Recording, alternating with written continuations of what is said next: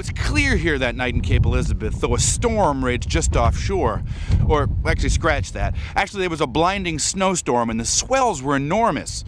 Or maybe it was just raining with a breath of wind. Truthfully, I don't know. Historical accounts are all over the place when describing the weather that night. There is one fact everyone can agree on, though.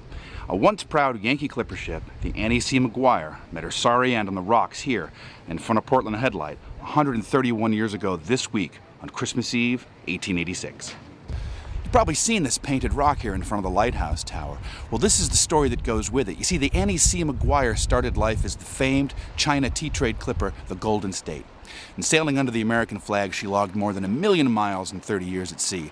She circled the globe many times and made gazillions of dollars for her owners. You know, but her glory days were long over by the time she foundered here.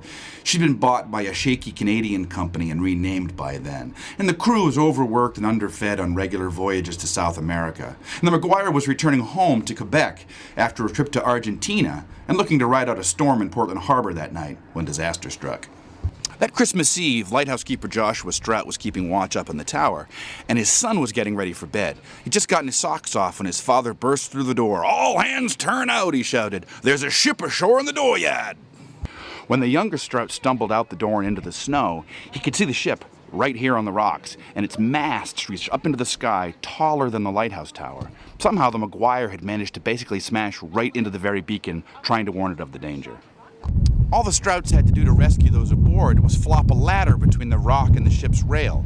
9 crewmen, the captain, his wife, and his son scurried across the makeshift gangway to safety without any kind of incident.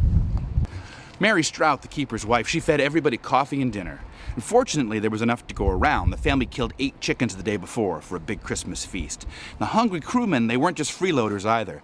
Some of them scampered back onto the boat and came off with 2 cases of Scotch whiskey. That must have been some Christmas dinner.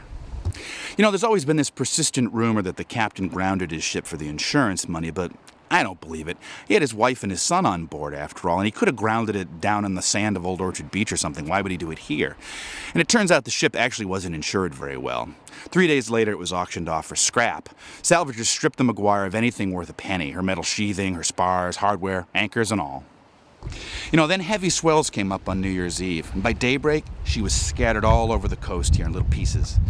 Now all that's left of the Annie C. Maguire is this often repainted inscription on the rocks, and, of course, the Christmas Eve story that goes with it.